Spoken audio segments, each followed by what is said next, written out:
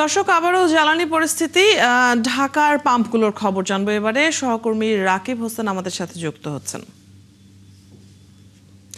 রাকিব, আপনি এখন যে পাম্পে অবস্থান করছেন সেখানকার পরিস্থিতি কেমন দেখছেন এবং গ্রাহকরা যারা তেল নিতে এসেছেন তাদের প্রতিক্রিয়াও জানাবেন। দেখুন, আজকে এই মুহূর্তে যে স্বস্তির খবর সবার কাছে সেটি হচ্ছে যে ইরান, ইসরায়েল এবং যুক্তরাষ্ট্রের মধ্যে যে যুদ্ধ চলমান ছিল সেটি 2 সপ্তাহের জন্য স্থগিত করেছে ট্রাম্প প্রশাসন এবং ইসরায়েলি প্রশাসন।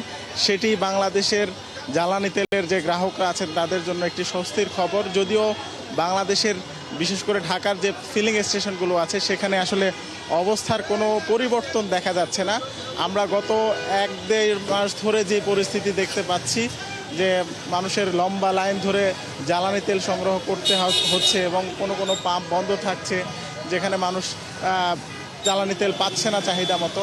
এই ধরনের ভোগান্তি কিন্তু এখনও আছে এবং আজকে আমরা দেখতে পাচ্ছি যে বরঞ্চ আরেকটু বেশি ভোগান্তি বেড়েছে। কেননা কিছু কিছু সিরিয়াল ছিল এই পাম্পে উল্টো দিক থেকে আসা ভিআইপিদের জন্য, সেখানেও আমরা দেখছি যে লম্বা সিরিয়াল লাগছে এবং অনেকে ফজরের নামাজের পরে আসলে এই সিরিয়াল ধরেছেন অকটেন, ডিজেল এবং পেট্রোল নেওয়ার জন্য, এবং সেই ডিজেল অকটেন পেতে তাদেরকে 2-3 ঘন্টা বা 4 ঘন্টাও অপেক্ষা করতে হচ্ছে, যেটি আমরা দেখতে পাচ্ছি। এবং ডিপো থেকে যে সরবরাহ কম পাওয়ার কারণে আসলে ফিলিং স্টেশনগুলোতে এই জ্বালানি তেলের এই সংকট দেখা দেয়, সেটি এখনও অব্যাহত রয়েছে। এবং যুদ্ধবিরতির কারণে আসলে হরমুজ প্রণালী খুলে দিচ্ছে এরকম একটা খবর আসলে পাওয়া যাচ্ছে যে ইরান সেখানে জ্বালানি তেলবাহী জাহাজ চলাচলের অনুমতি দিবে এবং তারা টোল আদায় করবে।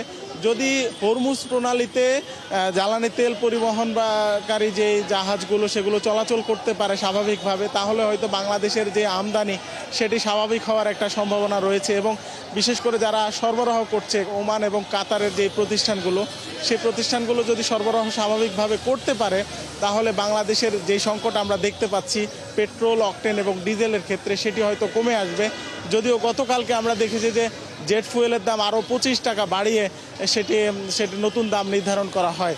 তো আমরা আসলে যে পরিস্থিতি ঢাকায় দেখতে পাচ্ছি, ঢাকার আশপাশগুলোতে কিন্তু আরও ভয়াবহ পরিস্থিতি। আপনারা জানেন যে আসলে পেট্রোল পাম্পগুলোতে তেল না পাওয়া গেলেও আসলে খোলা বাজারে বাড়তি দামে ডিজেল, পেট্রোল এবং অকটেন বিক্রি হচ্ছে। সেই বাড়তি দামে আসলে যারা বিশেষ করে রাকিব, আপনি আছেন পেট্রোল পাম্পে এবং আমরা জেনে নিচ্ছিলাম জ্বালানি সংকটের সার্বিক পরিস্থিতি। ধন্যবাদ যুক্ত হওয়ার জন্য।